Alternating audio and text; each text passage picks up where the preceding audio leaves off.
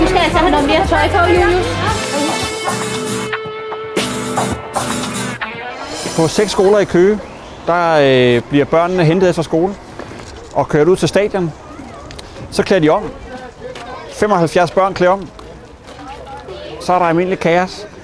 Og så starter de 1:30 med at spille fodbold, spille håndbold og lave lektiecafé.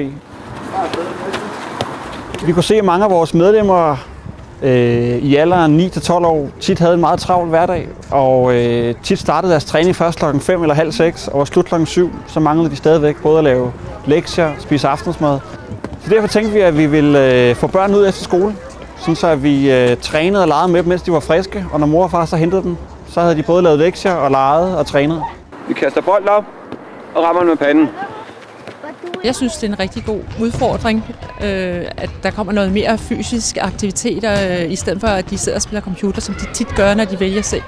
Der er en masse nye kammerater, som han møder, samtidig med, at der er nogen, han kender i forvejen. Så den der blanding af noget nyt og nogle nye måder at være sammen på, og de gamle kendte, det er rigtig godt. Jeg skal lige have styr på, hvor mange vi har her på Grøn Hold, ikke også? Jeg er bare meldt på som hjælper. Det vil sige, at det er medhjælper i lektiecaféen, eller som i dag, hvor jeg så har været med et hold ude med bussen og hente børnene.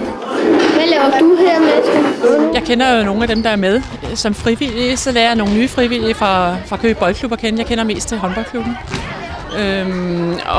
Og vi har det jo sjovt sammen. Børn skal dyrke altid idræt. De skal ikke kun gå til én ting. De skal både kaste og sparke, de skal slå koldbøtter, de skal springe og de skal hoppe.